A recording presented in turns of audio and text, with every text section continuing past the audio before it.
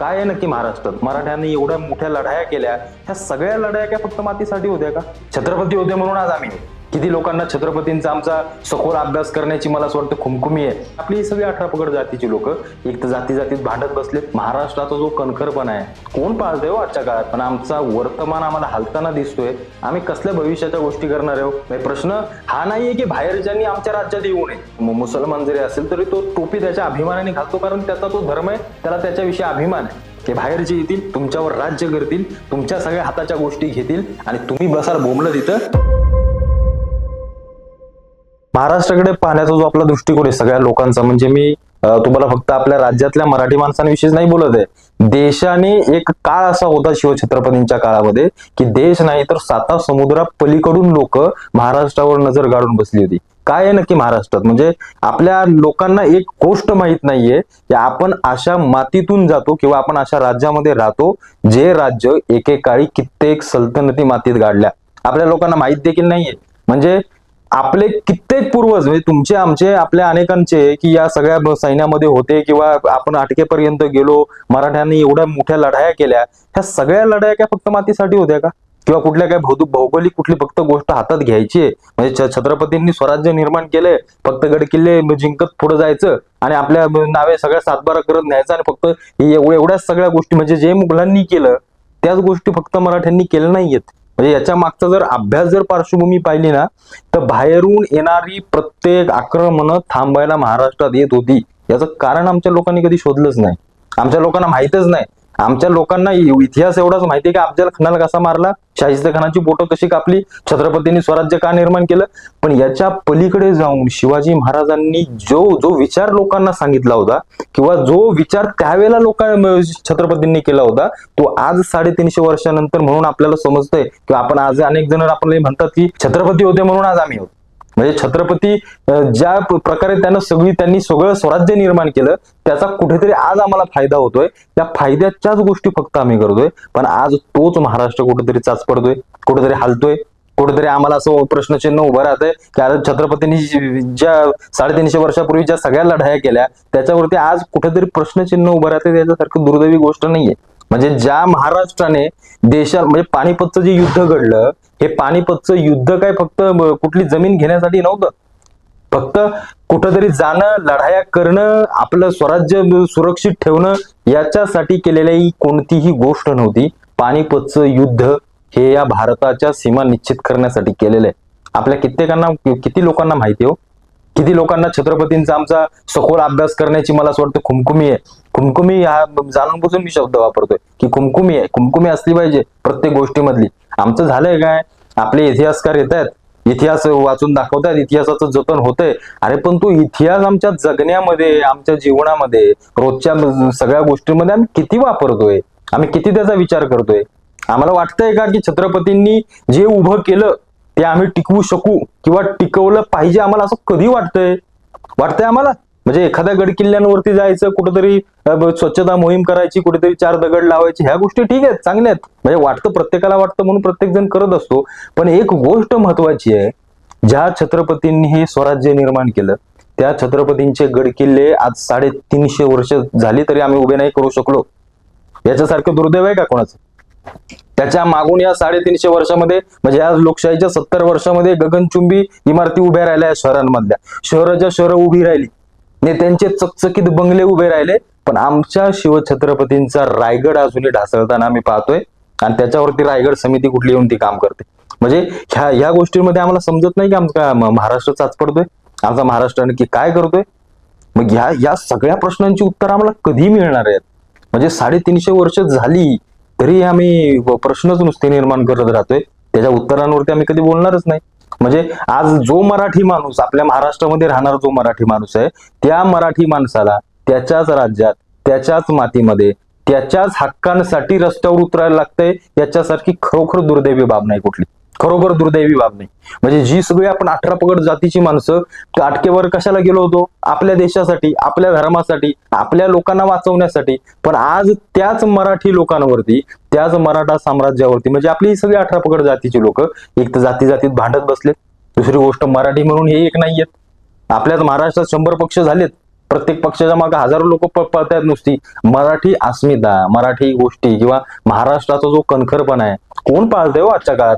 आहे का कोणाचे काय इतके विचार तरी आहेत का तीक्ष्ण? आणि जे पाळतायत किंवा जे चालवतायत त्यांच्या मागे आपली तरी लोक किती उभी राहतात, हा एक प्रश्न आहे ना. त्याच्यामुळे मला असं वैयक्तिक वाटतं की हा जो महाराष्ट्र चाचपडतोय ना त्याला आपण जबाबदार आहोत. आपण काय करतोय, आपल्याला काय करायचंय, आपल्याला कुठल्या विषयावर आवाज उचलायचा आहे, आपल्याला कशासाठी रस्त्यावर उतरायचंय, हे जोपर्यंत आपल्या लोकांना समजत नाही तोपर्यंत काही होणार नाही या महाराष्ट्राचं. आम्ही कितीही शौर्यवान असो, आमच्याकडं आमचा इतिहास कितीही मोठा असो, पण आमचा वर्तमान आम्हाला हलताना दिसतोय. आम्ही कसल्या भविष्याच्या गोष्टी करणार आहोत? आणि येणाऱ्या पिढ्यांनी काय करायचं? येणाऱ्या पिढ्यांनी फक्त आरक्षणाचे मोर्चे करत बसायचे किंवा या सगळ्या गोष्टी करत बसायच्या? प्रश्न मोर्चांचा किंवा आरक्षणाचा किंवा या सगळ्या गोष्टींचा नाहीये. प्रश्न आहे की महाराष्ट्र नक्की कसा होता, महाराष्ट्राचा इतिहास नक्की काय, आपण नक्की कोण आहोत, या सगळ्या गोष्टींचा एकदा सखोल अभ्यास होणं फार महत्वाचं आहे.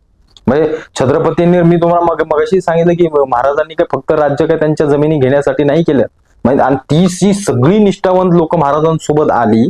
आज तसली निष्ठा आमच्या महाराष्ट्राच्या ना राजकारणात दिसत, ना तुमच्या आमच्या वैयक्तिक जीवनात कुठे दिसत, ना कुठला मित्रावर निष्ठा ठेवत असेल, ना तुमचा कोणी नातेवाईक तुमच्यावरती निष्ठा ठेवत असेल. या असल्या सगळ्या बेभाग गोष्टी होताना दिसत आहेत. आणि आम्ही या सगळ्या गोष्टी बघत असताना भविष्याकडे आमच्या तरुणांच्या पाहतोय. काय भविष्य घडणार आहे या तरुणांचं? कसं होणार आहे हा एक प्रश्न आहे माझ्या समोर वैयक्तिक तरी. आज महाराष्ट्रामध्ये अनेक प्रश्न आहेत, अनेक म्हणजे इतके भयंकर प्रश्न आहेत. म्हणजे आम्ही एका बाजूला आमच्या महाराष्ट्रामध्ये मुंबई पुण्यासारखी शहर आहेत, म्हणजे जी मुंबई आणि पुण्यासारखी शहरं अख्ख्या देशाला पोचतायत, अख्ख्या देशाच्या कानाकोपऱ्यातील लोक तिथं सगळा उद्योग धंदानी त्यांचं सगळ्या गोष्टी करायला येत आहेत. पण हीच मुंबई पुण्यासारख्या शहरांतल्या तिथल्या स्थानिक मराठी माणसांची अवस्था तुम्हाला माहिती आहे काय? आज जो गडगंज झाला तो गडगंज झालाय, पण जो रस्त्यावर आलाय ना त्याला कोणी वाली नाहीये, कोणी नाहीये. हे सगळं फक्त राजकारण करणारे राजकारण करत बसतात. खालचा स्थानिक मराठी माणूस जो आपला वर्षानुवर्ष इथे राहतोय, ज्याची माती, ज्याच्या पूर्वजांनी त्यांच्या त्या मातीसाठी स्वतःचे प्राण दिलेत, ती लोक आज त्यांच्या नाही हक्कांसाठी आवाज उठवतात. याच्यासारखं दुर्दैव नाही कुठलं. म्हणजे तुम्ही मगाशी मला म्हटलात की मराठी माणसाचं शहरांमधलं नक्की अस्तित्व काय? तुम्ही मुंबई सारख्या ठिकाणी जा, काय अवस्था तिथं मराठी माणसाची? प्रश्न हा नाहीये की बाहेरच्यांनी आमच्या राज्यात येऊ नये, प्रश्न हा नाही की बाहेरच्यांनी इथे येऊन काम करू नये, त्यांनी यावं, नक्कीच यावं. आता आपल्या घरात एखादा माणूस आला तर त्याला जर आपण आपल्या घराचा मालक करायला लागलो तर त्या गोष्टी आपल्याला तरी चालतील का? म्हणजे तुम्ही बाहेरून येता, मुंबई पुण्यासारख्या शहरांमध्ये येता, इथे येऊन गुंडागर्दी करणार, इथे येऊन आमच्या लोकांना तुम्ही सांगणार की तुम्ही नक्की कोण आहात. या सगळ्या गोष्टी कोण सहन करतो? आजच्या जगामध्ये होईल का कुठे? तुम्ही जा बघू, एखाद्या अमेरिकेमध्ये जा, इंग्लंडमध्ये जा, भारत पाकिस्तानात जा किंवा कुठेही जा दुसऱ्या देशांमध्ये, तुम्ही जाऊन तिथं तुमचा हक्क सांगा. नाही या सगळ्या गोष्टी होत. तुम्ही या, नक्की या, पण इथल्या काही गोष्टी तुम्हाला टिकवता येत असतील तरच तुम्ही इथं राहा, नाही तर अन्यथा नाही राहिलात तरी. माझं एक स्पष्ट वक्तव्य किंवा मी स्पष्ट बोलतोय या सगळ्या गोष्टींवरती. कारण एखादा मराठी माणूस जेव्हा कुठेतरी साऊथला जातो, एखादा मराठी माणूस कुठेतरी खालच्या भागामध्ये जातो, त्याला जेव्हा तिथं मराठी, हिंदी किंवा काय इंग्रजी बोलता येत नाही, ती लोक कशी अडून बसतात हो त्यांच्या सगळ्या गोष्टींवरती. तुम्ही बघितलंय का कधी? किती कट्टरतावाद आहे त्यांचा भाषेविषयी, त्यांच्या संस्कृतीविषयी, त्यांच्या प्रत्येक गोष्टीविषयी ती लोक कशी अडून आहेत. दिसत नाही त्या सगळ्या गोष्टी आमच्या तरुणांमध्ये.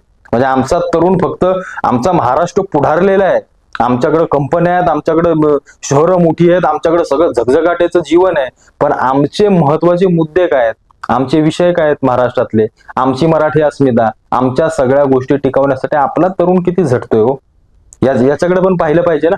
म्हणजे आम्ही नुसतंच कुठेतरी वाहत जाणार आणि आमची संस्कृतीने आमच्या सगळ्या गोष्टी वारेमाप कुठे कुठे चालल्यात, आम्हाला काही कशाचं काही घेणं देणं नाही.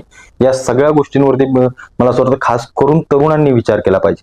म्हणजे एखादं वेस्टर्न कल्चर अमेरिकेत आलं, त्याच्या दुसऱ्या तिसऱ्या दिवशी भारतात येतात, आपल्या महाराष्ट्रात येतं, आपली मराठी पोरं त्या सगळ्या गोष्टी बघून तोच पेहराव, त्या सगळ्या गोष्टी करतात. पण कित्येक वर्षापासून चालत आलेली आपली संस्कृती करायला आपल्या पोरांना लाज वाटते, आपल्या माणसांना लाज वाटते. मग या सगळ्या गोष्टी असताना कशी आमची मराठी संस्कृती वाढेल? कसं आम्हाला दाखवता येईल जगाला की हे आमचा महाराष्ट्र आहे, आमच्या महाराष्ट्रामध्ये या एवढ्या गोष्टी आहेत आणि त्या आम्ही तुम्हाला दाखवतोय, किंवा आमच्याकडचं हे वेगळेपण आहे ते तुम्ही घ्या. आम्ही कोणाला सांगतोय? आम्ही कोणालाच सांगत नाही हो, उलट आम्हालाच आमची लाज वाटते.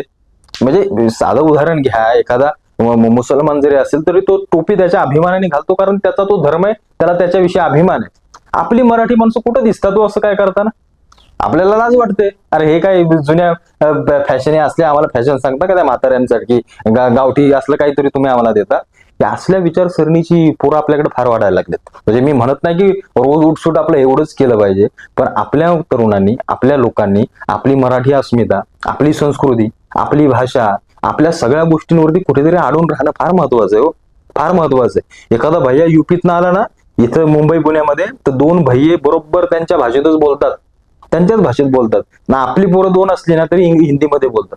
मग ह्या सगळ्या गोष्टी मी पाहिलेत, मी अनुभवलेत, आणि मी मुंबईमध्ये राहतो, मला हे दिसतोय, या सगळ्या गोष्टी होताना दिसतात.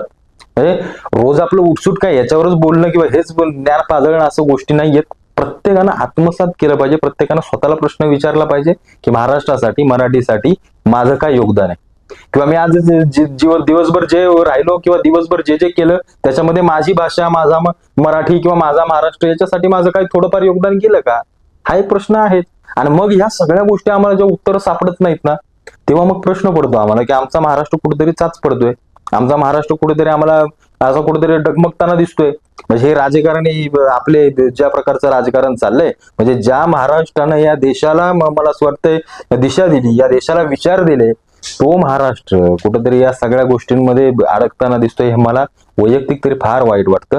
आणि माझं एक वैयक्तिक तो सगळ्या बघणाऱ्यांना सगळ्यांना सांगणं आहे की ह्या सगळ्या प्रश्नांवरती जी माणसं झटत असतील ना, निदान त्यांच्या मागे तरी उभे राहा, त्यांना ताकद तरी द्या.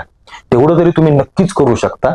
आणि त्या सगळ्या गोष्टी केल्याशिवाय आपला महाराष्ट्र पुन्हा कणखर होणार नाही. आपला मराठी माणूस पुन्हा त्याच ताकदीने आपल्या शहरांमध्ये, त्याच्याच मातीमध्ये, त्याच्याच घरामध्ये उभा राहणार नाही. ही सगळ्यात मोठी वस्तुस्थिती आहे. आणि आपण जर असेच फुटीरतावाद करत राहिलो ना, ते बाहेरचे येतील, तुमच्यावर राज्य करतील, तुमच्या सगळ्या हाताच्या गोष्टी घेतील, आणि तुम्ही बसाल बोंबलं तिथं, ते पैसा कमवून आपापल्या घरी निघून जातील. एवढीच फक्त येणारी परिस्थिती आहे. आणि हे जर आपण आज करू नाही शकलो तर मला असं वाटतंय या धावत्या जगात या 5-10 वर्षात या राज्याचा आणि या सगळ्या देशाचा चेहरामोहरा बदललेला असेल, खरोखर बदललेला असेल. म्हणजे आज आम्ही जी सगळ्या गोष्टी करतोय ना, त्या गोष्टी मला असं वाटतं 10 ते 20 पटीनं बदललेल्या असतील. मग या सगळ्या वेगाच्या काळामध्ये आम्हाला कुठंतरी स्थिरस्थावर होण्यासाठी या सगळ्या गोष्टींना आम्हाला हाताशी धरलं पाहिजे. आमची मराठी, आमचा महाराष्ट्र, आमचा इतिहास, आमची सगळी पार्श्वभूमी आम्हाला एकदा चाळून तपासून सगळ्या गोष्टी पाहिल्या पाहिजेत. आम्हाला जगासोबत देखील स्पर्धा करायची आहे, पण या सगळ्या सोबत गोष्टी घेऊनच आम्ही पुढे जाणार. हा एक मला असं वाटतं निश्चय प्रत्येकाच्या मनामध्ये असला पाहिजे. त्याशिवाय आपला हा चाच पडणारा महाराष्ट्र पुन्हा उठून उभा राहणार नाही. हा प्रत्येकानं निश्चय करा, आणि तो करावाच लागेल.